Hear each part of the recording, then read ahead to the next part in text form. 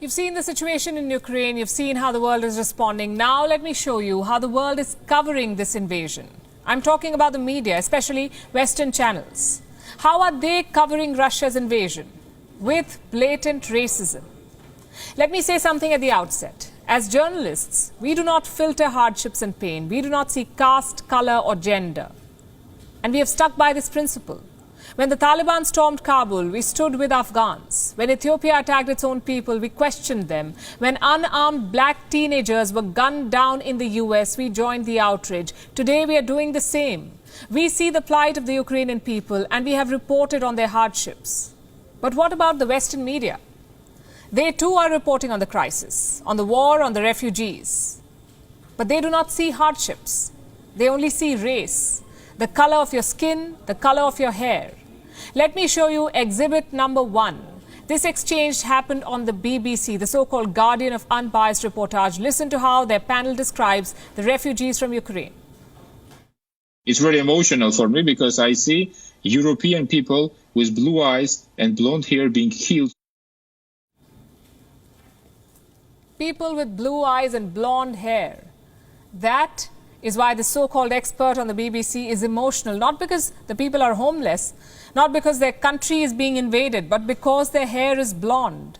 On social media, a lot of people are defending the BBC. They say it's a guest, not their anchor. Let me take you back to September last year.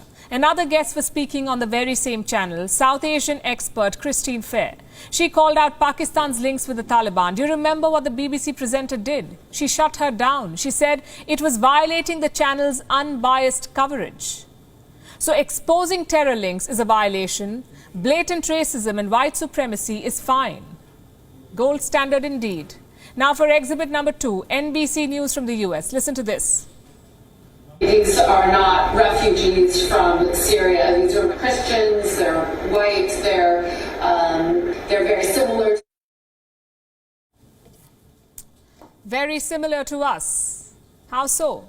Because the Syrian refugees are Muslims, their skin is darker, their hair is not blonde. So Europe does not want them.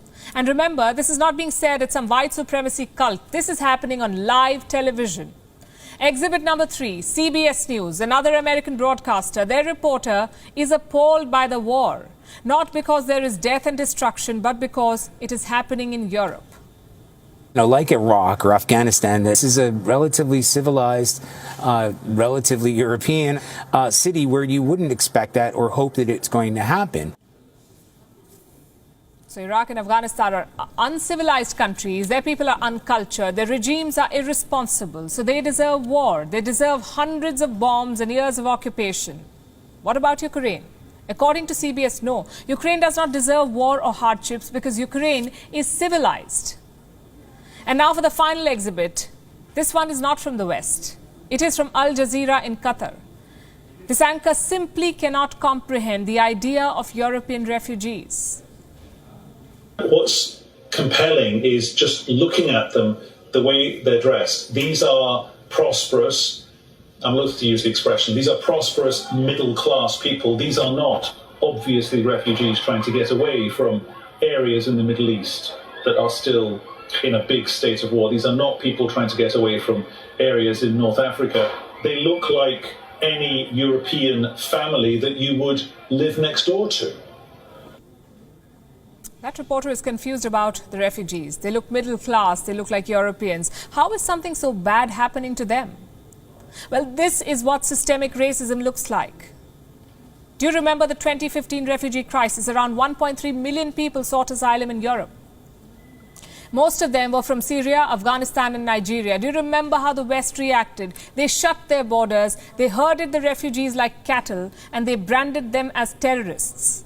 Back then, Western reportage was quite different. Let me show you what the BBC did. They prepared 7 charts depicting the refugee crisis. Let's focus on chart number 5. Which European countries are most affected? Now remember, this war was in West Asia. The bombs were dropping on West Asia, but this was the BBC's big concern. Which European countries are most affected? Now just to be clear, we welcome what Europe is doing to host Ukrainian refugees. They deserve all the help. Our question is, why just Ukraine? Ukraine is not a member of the European Union. It is not part of NATO. So what explains this level of assistance? Racism.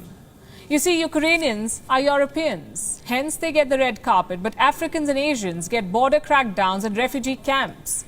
Western media is part of the problem, I have to say. They reflect the public mentality, their sense of European supremacy. And the problem is, governments are not doing anything to help. In fact, they're adding fuel to this fire.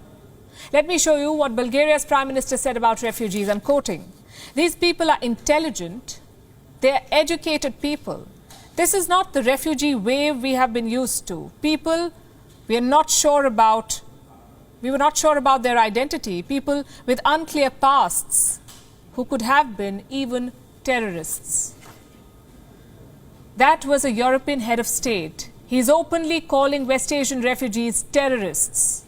If this does not expose Western hypocrisy, nothing does. They invaded Asian and African countries, they waged war, they committed war crimes, and when the people fled, they shut their borders. What does this tell you? That refugees were never the problem. That money or borders were not the issue. The issue was race. Think about it. WION is now available in your country. Download the app now and get all the news on the move.